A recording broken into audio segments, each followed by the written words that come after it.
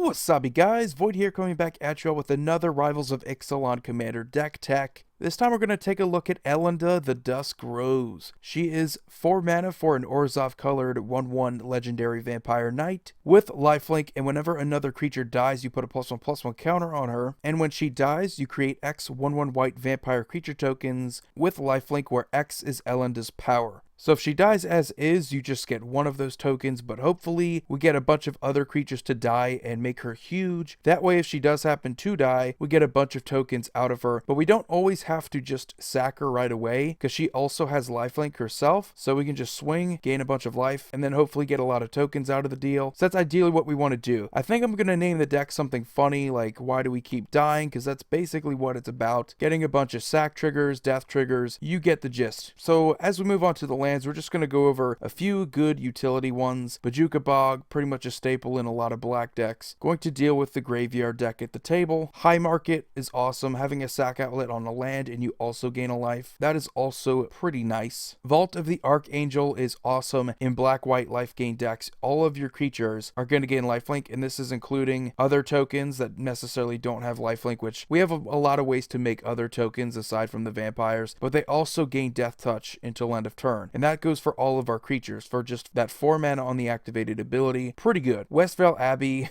If your deck can make tokens, it seems like Westvale Abbey's an auto-include. Getting Ormondal Profane Prince out of the deal is likely going to help you win games. Just so awesome. Now our artifacts. This is my own personal build, so I'm going to be playing a Mana Crypt, a little bit more competitive, a little bit quicker. I don't necessarily know how I feel about the deck, so I wanted to make some things a little bit more competitive. I don't know if it's going to hold up against other good black-white decks that I've made in the past. We're just going to go for some of the better artifacts. This goes for Sensei's Divining Top, good consistency. Skull Clamp, if your deck is playing 1/1 tokens at all, Skull Clamp is a must. It's just too much card draw that you're giving up if you don't play it. Soul Ring is also a staple. Pretty much every single deck plays it. We are playing the newer card, Azor's Gateway. The 2 mana flip legendary artifact has an activated ability that we can pay 1 tap it to draw a card, and then we have to exile a card from our hand.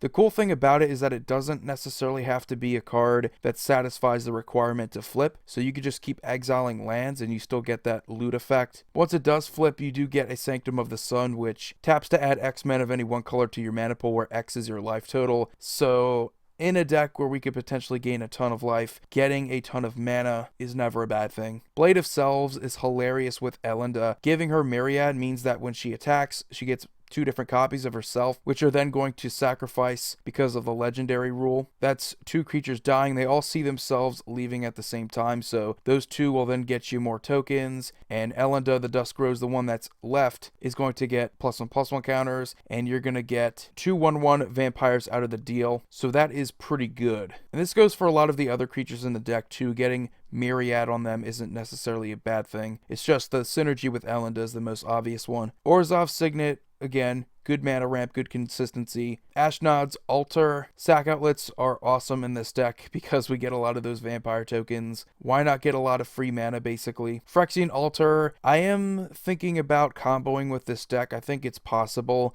if we could find some way to maybe get an Anointed Procession out there. If we can get a Blood Artist out at the same time. I don't know if it would go infinite, but if we could keep sacking Elenda and the tokens, get more counters on Elenda when we replay her, and then sack her, do it all over again until hopefully we have enough death triggers for Blood Artist to really take effect. I think that would be pretty cool. Aether Flux Reservoir is kind of the win con of the deck. If we can gain a ton of life, it doesn't necessarily matter if we can cast a lot of spells. If we could just pay 50 life to knock a player out of the game, that's good enough for us. Hopefully we last long enough into the game where our life total is just insanely high and our opponents are just trying to grind away at us and they can't really do it because tokens are really difficult to get around. Eldrazi Monument, again, hopefully it's a win con for our deck. Getting a bunch of those tokens off of Elenda, replaying her, getting more tokens, and they all have +1/+1 flying and indestructible. The upkeep cost isn't really that big of a deal, and it's really awesome. Now we move on to a lot of our creatures. We play Hangerback Walker. When it dies, we get stuff. That's a theme of a lot of the creatures in the deck. Dying gets you stuff. This gets us 1/1 flying Thopters for each +1/+1 counter on it, so that's a nice little thing there. Viscera Seer is just a good sack outlet, 1 black, can't really beat it. One of the more underrated sack outlets, I feel. It just gives you a scry, but that's always a little bit underrated. Ailey Eternal Pilgrim is another sack outlet, but also works better because it's life gain. So if you have a creature with high toughness or a reasonable toughness, you could also sack Elenda, and likely our life total is going to be 10 more than the starting life total, so we should be able to start exiling non-land permanents, which is pretty cool. Blood Artist, again, likely a staple in just about every single black deck that's playing creatures, period, and especially ones with, pretty good sack outlets, so likely going to be in this deck. The Vampire Synergies, by the way, is not really there. I think there's only one card that works out with the Vampire Synergy, but we'll get to that later. Suture Priest, I was going to play the Soul Sisters. I was going to play them, but then I realized it's not just about gaining life, but it's also about at least trying to drain your opponents. So it's going to force them to lose a life each time they want to have a creature enter the battlefield, and we're going to gain a ton of life whenever our Elenda dies. That is nice. Zulaport Cutthroat, basically the same purpose as Blood Artist, but a little bit different. It's only working when our creatures die and each opponent loses a life, and we gain a life for that happening. Aetherius God of Passage, whenever our creatures die, our opponent can have it go back to our hand unless they pay 3 life. So we could just choose the weakest opponent at the table and say, hey, I'm not going to hit you, or I'm not going to do anything to you, or you can't really afford to pay life anyway, and just make them give you back your stuff. He's so good in Commander. Honestly, a pretty good Commander option in himself, but pretty awesome as one of the 99 as well. Fleshbag Marauder, having these sort of Grave Pact effects entering the battlefield, getting multiple different death triggers is pretty good for Elenda. Hallowed Spirit Keeper, again, one of those creatures that does stuff when it dies. When it does die, you get X 1/1 white spirit creature tokens with flying onto the battlefield, where X is the number of creature cards in your graveyard. This one is a little bit iffy. Obviously, earlier on in the game, it's not going to be that strong, but late game, it's definitely one of the creatures that you want to sacrifice, get a bunch of tokens. Maybe if you have another sack outlet out there, if you have some good graveyard recursion, bring it back, sack it all over again. Not a bad engine. Mirror Entity, we are playing tokens, so if we have a bunch of mana, we can just make all of our tokens gigantic, and hopefully we can swing in for the game, or at the very least gain a ton of life, gain even more life, because all of those vampire tokens have lifelink, so pretty hilarious. Pawn of Ulamog, pretty cool just to have sitting out there. Whenever Pawn of Ulamog or another non-token creature, which is the only bad thing, non-token creatures dying is kind of a pain for the deck, but when they do die, you do get a spawn token that can then sacrifice for 1 colorless to our mana pool, so that's pretty nice. Teysa Orzhov Scion is perfect for this deck. She is awesome. She's even better as a commander, but honestly, she isn't really that bad as one of the 99. Sacrificing 3 white creatures to remove a target creature from the game is just awesome. And having black creatures die, they come back basically as 1/1 white spirits. I love the flavor there. So we have a ton of creatures that we can take advantage of. She's just an insane engine in herself. One of the better cards that Orzhov can give you in Commander. Brilliant. Yeheni Undying Partisan, yet another good sack outlet on a creature. Has haste, basically very difficult to get rid of, can make himself indestructible, and whenever a creature an opponent controls dies, he just gets even bigger. So if there's something like a board wipe happening, all you have to do is just sack one of your creatures in response, and then he becomes indestructible, he survives the board wipe, and then all of your opponent's creatures are probably going to die. He's going to get massive. That's just insane. Falconwrath Noble, basically Blood Artist times 2 for the mana cost, and that's about it. Pitiless Plunderer, this is one of the newer cards from Rivals of Ixalan, and it actually works out pretty good. Whenever another creature we control dies, so this is a little bit different from Pawn of Ulamog, it's just creatures, which is even better, because it could kind of work if you want to go infinite maybe, if you want to go in a combo. I could definitely see that working out if you can generate enough mana to keep recasting Elenda. Maybe if you also have a Phyrexian Altar out there, but you do get a treasure artifact that can sack for 1 mana of any color, which is a big difference. Pawn of Ulamog just gives you the spawns. This gives you colored mana that you can work with, so pretty good. Vindictive Lich is one of my favorite cards. It is honestly my favorite card to come out in 2017, and for a good reason. When it dies, if you can bring it back over and over again, you can just win the game off of that advantage. Target opponent loses 5 life, kill it over and over again in a multiplayer game, and you're just going to start knocking players out of the game. You're forcing them to sacrifice their best creatures, forcing them to discard all the cards in their hand. If you have any sort of engine that can bring it back over and over again, it is just bonkers. Really good card. Endrixar Master Breeder, Kind of a staple in black token decks, white-black token decks. Gonna give you more tokens when you cast a creature spell. You get X 1/1 black thralls. Have to sacrifice them if you have 7 or more thralls, but who really cares? That's pretty good. Karmic Guide, brilliant. Awesome in this type of deck where we have some good creatures, we can bring them back, and they get all that advantage all over again. Ogre Slumlord is a little bit iffy. It's kind of like Pawn of Ulamog's downside. The creature dying has to be non-token in order to get the 1/1 black rat creature, but that's still pretty decent if our other creatures can die and give us some rats. More tokens means more sack fodder. That's pretty good. Ravos Soul Tender gives our other creatures a +1/+1 anthem and is also pretty good. Recursion brings us back a creature from our graveyard to our hand at the beginning of our upkeep. Revelark is also pretty good when it leaves the battlefield. Doesn't necessarily have to die, which is pretty nice. So if your opponents have any way of exiling stuff, you do get up to 2 target creatures from your graveyard with power 2 or less, which is a lot. That's a lot of creatures in the deck. Sadistic Hypnotist is brilliant. Another sack outlet on a creature. Only downside is that it has to be on your turn as a sorcery. But other than that, you can empty your opponent's hands pretty easily. Even if you do have to sack your Elenda to get more vampire tokens just so you can officially knock out their hands, that's going to probably work the majority of the time, I would imagine. So that's pretty hilarious. Grave Titan, more tokens, just a good value creature overall, not necessarily something we need for an engine, but pretty good. Kokosho, the Evening Star, again, good stuff happens when these creatures die. This is one of the better ones in the format. When it dies, we can basically drain our opponent's life totals, 5 for each of them, and we're going to gain 15, given we're playing a 4-player game, so that's pretty good. Massacre Worm, good stuff happens when our opponent's creatures die as well, so we can knock players out of the game if they're playing tokens, because they lose 2 life for each creature of theirs that's put into the graveyard, and ETBs gives all of our opponent's creatures -2/-2, so any token strategies just suffer. Really hilarious. Requiem Angel, whenever another non-spirit creature we control dies, we get a 1/1 white spirit creature token with flying onto the battlefield, so kind of good that we don't really have a lot of spirit tribal things going on here. It's for the most part vampires and other little tokens. Also a decent engine. Could also work if we want to combo with Elenda in the future. Not entirely sure again how those combos would work, but pretty cool.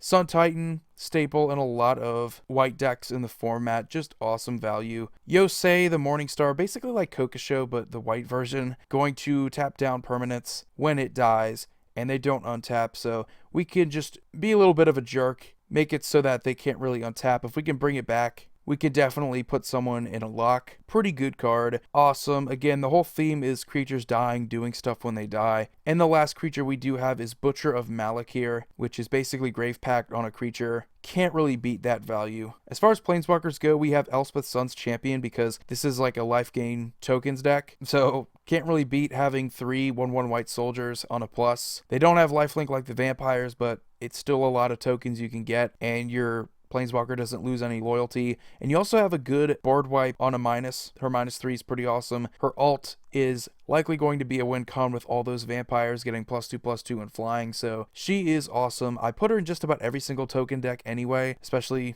obviously if it's playing white. As far as our enchantments go, we play some good consistency ones. Lantax is an awesome one. I personally love it. If you're going second, if you're going third, fourth, you're likely going to have that value if you get it turn 1. For the rest of the game, you can just empty your deck of all the basic lands you don't want to top deck and ensure that you do have your land drops, which is something that not a lot of cards in this format can do. Bitter Blossom, good tokens, upkeep, we get 1/1 Black Fairy with flying, so that's pretty cool. Blind Obedience is going to punish our opponents, make their creatures and their artifacts enter the battlefield tapped. Also has Extort, which in itself, another pretty underrated keyword. Get to drain some life. Life gain is pretty awesome. We do have another cool card. This is something I haven't seen before. Moonlit Wake from Arcadian Masks. 3 mana white enchantment. Whenever a creature is put into a graveyard from play, you gain 1 life. So it's kind of like the Soul Wardens, that type of little theme there, but it works for creatures dying. So if we can ensure that a lot of creatures are going to die at the same time,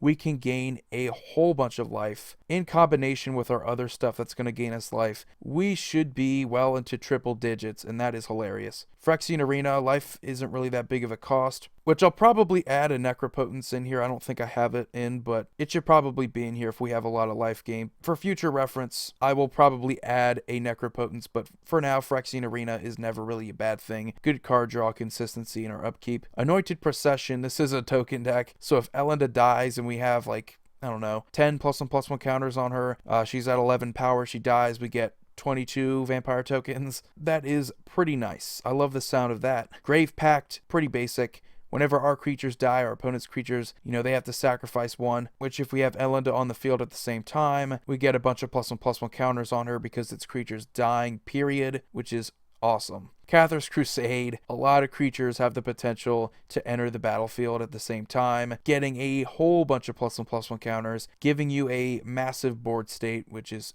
awesome. Dictate of Erebos, basically Grave Pact, but a little bit better in my opinion, has flash. Now we move on to our sorceries. We have pretty solid ones. We have Demonic Tutor, awesome staple in black, Exsanguinate. This is a life gain deck. If we have a way to kill our opponents off, Exsanguinate is never really a bad thing. Wrath of God, basic board wipe in white, can't really beat it. Austere Command, awesome versatility, gonna deal with multiple different permanent types. Always good when your removal can deal with multiple different things, not just creatures. Keep that in mind. You need some non-creature removal, I would imagine, in just about every single deck. Blood Tribute is the one card that actually is really good with vampires. If we can tap an untapped vampire, which, it shouldn't be too hard. Our commander's a vampire. Target opponent loses half of their life total, rounded up. And then if it was kicked, which the kicker's just, tapping a vampire, we gain life equal to that life lost that way. So it's a good way to put the nail in the coffin for a lot of players, because all you really have to do after that is just either swing in with all your creatures or find a way to use something like an Exsanguinate, follow it up, and it shouldn't be too difficult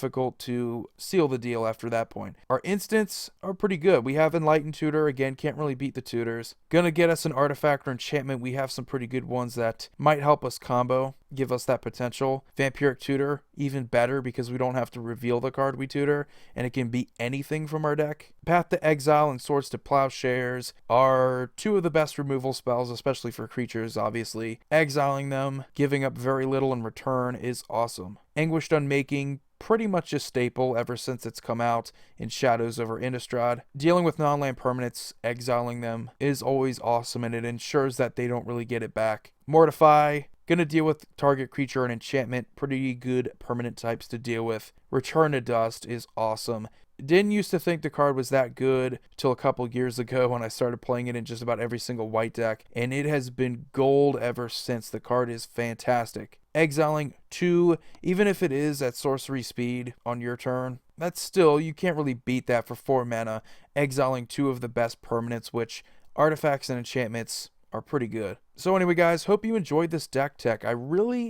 I'm still kind of curious as to see what this deck is going to offer as far as gameplay goes. I do know by playing Teysa Orzhov Scion that Black-White is pretty competitive. It's also pretty cool with combos, and I am almost certain that there is a lot of combo potential with Elenda. I'm just not exactly certain the best way to go with that is. Either we should focus on Aether Flux Reservoir or other life gain strategies, maybe even throw something like Debt to the Deathless in here. Another card that has potential, find a spot. Let me know if there are any suggestions as far as combo potential goes. Let me know if you've built Elenda commander decks. I know a lot of people are just going to look at this commander and just, throw her in as one of the 99 in Edgar Markov decks. That's pretty much the obvious little decision there. But anyway, you guys have a wonderful day. Void here signing off.